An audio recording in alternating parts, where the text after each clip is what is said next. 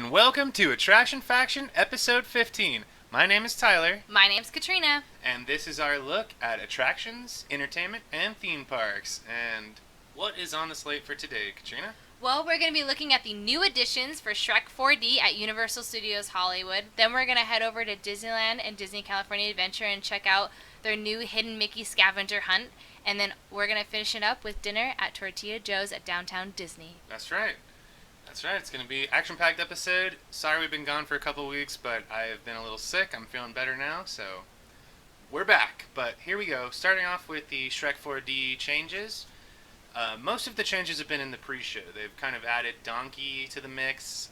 He now is kind of part of the pre-show. He talks to everybody before the show actually starts, and he gets volunteers, and then the actual pre-show part they've cut down a little bit. They got rid of the recap of the Shrek movie, of the original Shrek movie. So yeah, it's actually, I think it flows a little bit better. I think it's kind of funnier. It's nicer to see Donkey be there. What do you think, Katrina? Yeah, I'm glad they cut down that little recap of the Shrek movies.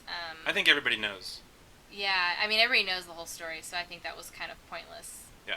But I liked it. I mean, I love the three pigs, so I'm glad they kept that. But Donkey's pretty funny. Yeah, the I like donkey. it. Every time you go to see it, you're gonna have like a different donkey, like because for obvious reasons, and our donkey was very funny, and he was fit. He can obviously see everybody in the room, so he can talk with everybody. But then the other significant change is kind of the lighting in the theater. They got rid of kind of the moving lights, and they've added these projection lights to the side. You can see it all there. It's on the side of the theater. It's kind of and this is like a slideshow here of just kind of some of the effects during the movie, and yeah, I mean, I didn't really know that they changed this until you pointed it out to me, because you said they made changes, right.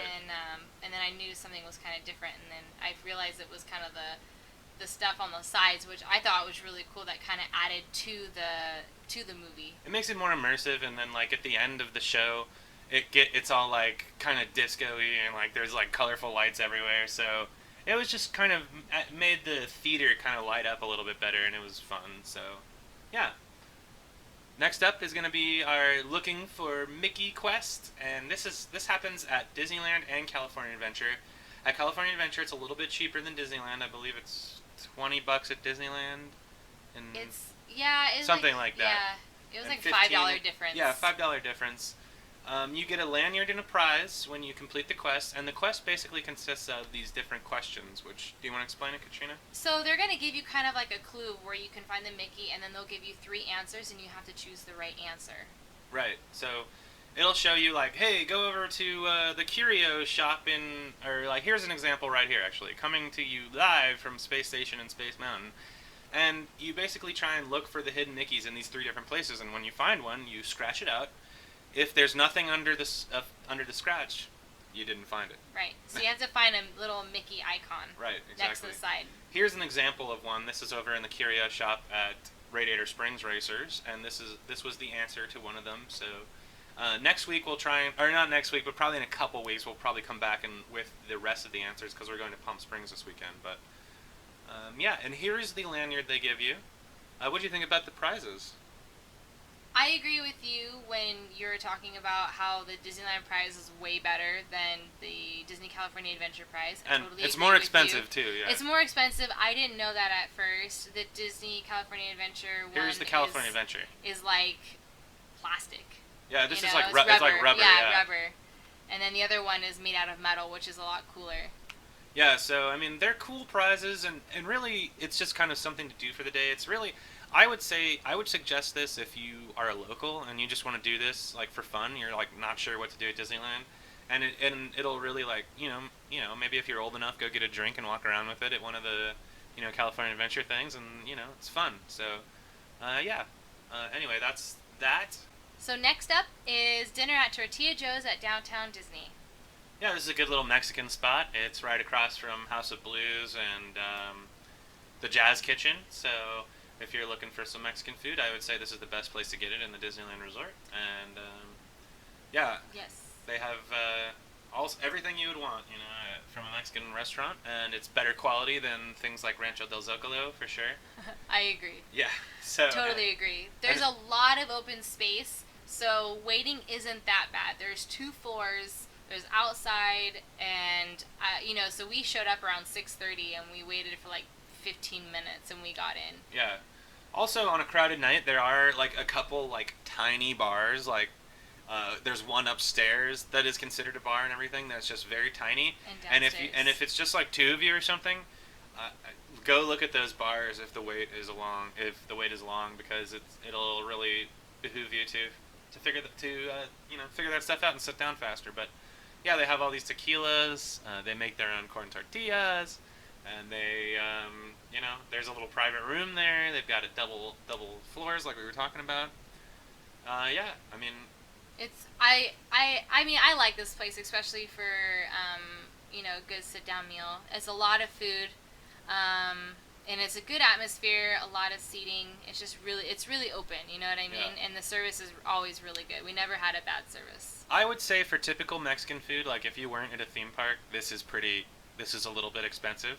Yeah. But look at the lady making tortillas. Yeah, exactly. It's cool. Like, yeah. hello, awesome. Yeah, it is really cool. I'm happy they do that, and so it's a little expensive for Mexican food, but at a theme park, it kind of lines in with the rest of the prices, to be honest.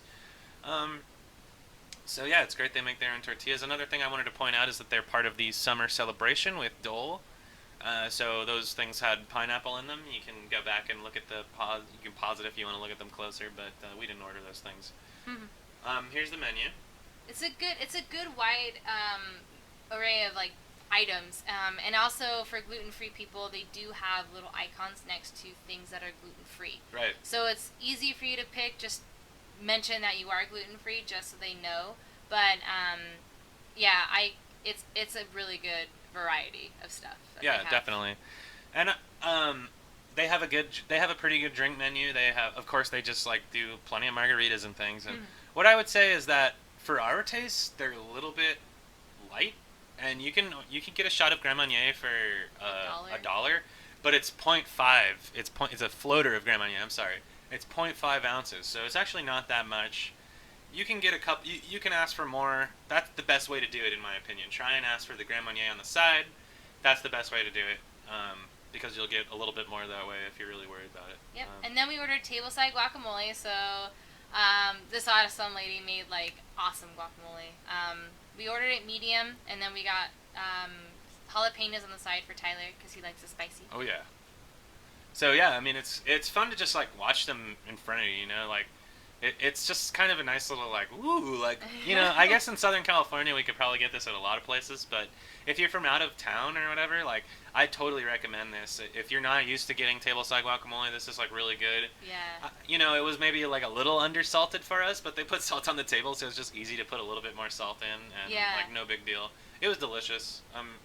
It's a lot of guacamole though, but it was really It's good. enough for 4 people, no doubt. Oh, yeah. Like you could share it with 4 people, and you would all be happy, and you would probably have plenty left over. So, well, if you were 2, you'd probably have plenty left over. So, yeah, tableside guacamole, can't recommend it enough. Good stuff.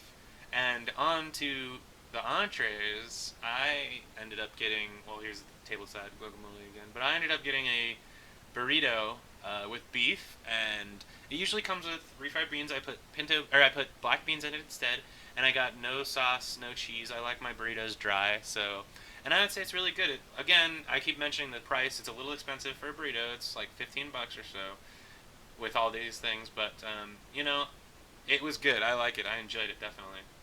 And I got the huaraches, I think is what they're called. They're masa boats. I got 1 chicken, 1 beef. And then instead of refried beans, I got black beans on the bottom. And then it comes with lettuce and then cotija cheese. It was really, really good. It looks like a lot of lettuce, but it's not. There's more underneath. Normally it comes with a lot of meat, a lot of beans. But today, or the day I got it, it was a little skimpy on everything.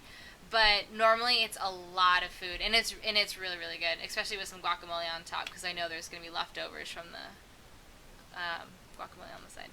Yeah, definitely. Yeah, you can get that. Get that. Like, save some tableside tableside guacamole for you later. Yeah, no doubt. All right.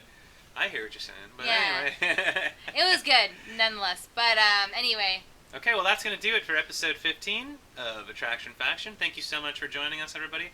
I wanted to point out that we now have a new Instagram. So you can follow us on Instagram, Attraction Faction on Instagram. We are posting new pictures pretty much daily, so come and check us out. And also, So definitely check us out on Twitter and look us up on Facebook and follow us on YouTube. And of course, go to attractionfaction.net. Everybody, check out attractionfaction.net. We work hard on it. Katrina's been putting up articles.